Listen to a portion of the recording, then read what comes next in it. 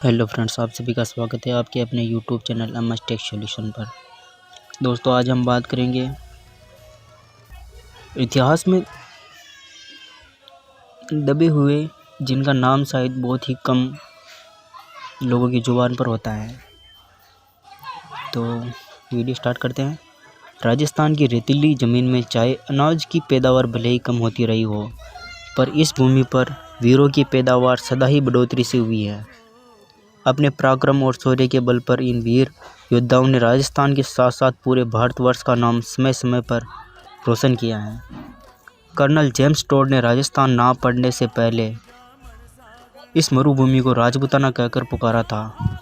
इस राजपूताने में अनेक राजपूत राजा महाराजा पैदा हुए, पर आज की कहानी है इन राजपूत राजाओं के बीच पैदा हुए इतिहास के एकमात्र जाट महाराजा सूरजमल की।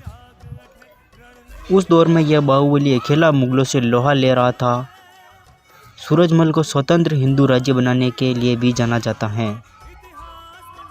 सूरजमल के लिए कुछ पंक्तियां हैं। झुक गए नवाब, झुक गए मुगल, झुक गए नवाब, झुक गए मुगल, झुक गया गगन सारा, जो कभी नहीं झुका ऐसा हिंदू वीर था सूरजमल जाट हमारा। महाराजा सूरजमल का जन्म 13 फरवरी 1707 ईस्वी में हुआ। यह इतिहास की वह तारीख है जिस दिन हिंदुस्तान के बादशाह औरंगजेब की मृत्यु हुई थी। मुगलों के आक्रमण का मुंह तोड़ जवाब देने में उत्तर भारत में जिन राजाओं का विशेष स्थान रहा है, उनमें राजा सूरजमल का नाम बड़े ही गौरव के साथ लिया जाता है। वह राजा बदन सिंह के पुत्र थे। महाराजा सूरजमल कुशल प्रशासक, दूरदर्शी और कूटनीति के धनी सम्राट थे। सूरजमल किशोरावस्था से ही अपनी बहादुरी की वजह से ब्रज प्रदेश में सबके चहेते बन गए थे। सूरजमल ने सन 1733 में भरतपुर रियासत की स्थापना की थी। राजा सूरजमल का जयपुर रियासत के महाराजा जय सिंह से अच्छा रिश्ता था। जय सिंह की मृत्यु के बाद उसके बेटों ईश्वरी सिंह और माधो सिंह में रियासत के वारिस बनने को लेकर झगड़ा शुरू हो गया। सूरजमल बड़े पुत्र ईश्वरी सिंह को रियासत का अगला वारिस बनाना चाहते थे, जबकि उदयपुर रियासत के महाराणा जगत सिंह छोटे पुत्र माधो सिंह को राजा बनाने के पक्ष में थे। इस मतभेद की स्थिति में गद्दी को लेकर लड़ाई शुरू हो गई। मार्च 1746 में हुए संघर्ष में ईश्वरी सिंह की जीत हुई। लड़ाई यहाँ पूरी तरह खत्म नहीं हुई। माधो सिंह मराठों, राठौड़ों और उदयपुर के सिसोदिया राजाओं के साथ मिलकर वापस रणभूमि में आ गया। ऐसे माहौल में राजा सूरजमल अपने 10,000 सैनिकों को लेकर रणभूमि में ईश्वरी सिंह का साथ देने पहुंच गए और उन्होंने ईश्वरी प्रसाद को विजय श्री प्रदान की और उन्होंने मराठों, राठौड़ों और उदयपुर के जो राजाओं की संयुक्त सेना थी उसके छक्के छुड़ा दिए। इस युद्ध के अंदर उन तीनों की सम्मिलित सेनाएं थी और इधर ईश्वरी सिंह और महाराजा सूरजमल की सेना थी। तो उस समय सूरजमल जो युद्ध कर रहे थे, तो सूरजमल को युद्ध में दोनों हाथों में तलवार लेकर लड़ते देख वो इतना भीषण प्रहार कर रहे थे शत्रु सेना पर, जिससे सब अचंभित थे। जब राजपूत रानियों ने उनका परिचय पूछा, तब सूर्यमल मिश्रण जो एक कवि थे, उन्होंने उनके बारे में कहा है, नहीं जाटनी ने सही व्यर्थ, नहीं जाटनी ने सही व्यर्थ, परसव की पीर, जन्मा उसके गर्भ से सूरजमल सा वीर। इस युद्ध में ईश्वरी सिंह को विजय प्राप्त हुई और उन्हें जयपुर का राजपाट मिल गया। इस घटना के बाद महाराजा सूरजमल का डंका पूरे भारत देश में बजने लगा। तत्कालीन समय में सूरजमल के रुतबे की वजह से जाट शक्ति अपने चरम पर थी। सूरजमल से मुगलों और मराठों ने कई मौक़ों पर सामरिक सहायता ली।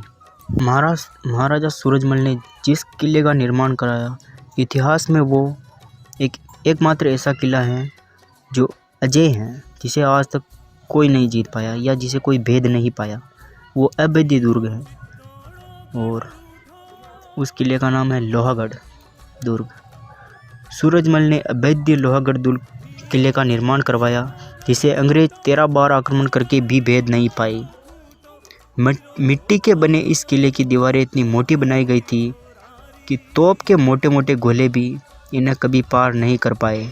यह देश का एकमात्र किला है जो हमेशा अभेद्य रहा है। उदार प्रवृत्ति के धनी महाराजा सूरजमल थे। जब मराठों और महाराजा सूरज के मध्य मुठभेड़ हो चुकी थी किन्हीं कारणों से, तो जब पानीपत का तीसरा युद्ध हुआ, अहमद शाह अब्दाली के साथ मराठों का युद्ध हुआ, तो पानीपत के तीसरे युद्ध में मराठों का संघर्ष अहमद शाह अब्दाली से हुआ। इस युद्ध में हजारों मराठा योद्धा मारे गए। मराठों के पास रसद सामग्री भी खत्म हो चुकी थी। मराठों के संबंध में अगर सूरजमल से खराब न हुए होते, मतलब मराठों के संबंध अगर सूरजमल से खराब न हुए होते तो इस युद्ध में उनकी यह हालत न होती। इसके बावजूद सूरजमल ने अपनी इंसानियत का परिचय देते हुए घायल मराठा सैनिकों के लिए चिकित्सा और खाने पीने का प्रबंध किया। यूँ तो पूरे भारतवर्ष में जाट महाराजा सूरजमल का डंका बज चुका था, फिर भी भरतपुर जो उन्होंने रियासत बनाई और उसका विस्तार उन्होंने किया। उस समय भरतपुर रियासत का विस्तार सूरजमल की वजह से भरतपुर के अतिरिक्त धौलपुर, आगरा, मैनपुरी, अलीगढ़, हाथरस, इटावा, मेरठ, रोहतक, मेवात, रेवाड़ी, गुड़गांव और मथुरा तक पहुंच गया था। आप दोस्तों अंदाज़ा लगा सकते हैं कि जब मुगलों का जो साम्राज्य था वो पतनावस्था में था, मतलब कि बिल्कुल कमज़ोर हो चुका था। उस समय इस शक्ति का संचार हुआ जाट मराठा महाराजा सूरजमल का, और उन्होंने अपने छोटे से राज्य को इतने विस्तृत भूभाग में फैला दिया। युद्ध के मैदानों में ही मिली इस वीर को वीर गति। जी हाँ दोस्तों, हर महान योद्धा की तरह महाराजा सूरजमल को भी वीर गति का सुख समर भूमि में ही प्राप्त हुआ। 25 दिसंबर 1763 को नवाब नजीबुद्दौला के साथ हिडन नदी के तट पर हुए युद्ध में सूरजमल वीर गति को प्राप्त हुए। उनकी वीरता, साहस और पराक्रम का वर्णन सूदन कवि ने सुजान चरित्र नामक रचना में किया है। ब्रज के जाट राजाओं में सूरजमल सबसे प्रसिद्ध शासक, कुशल सेनानी, साहसी योद्धा और सफल राजनीतिज्ञ था।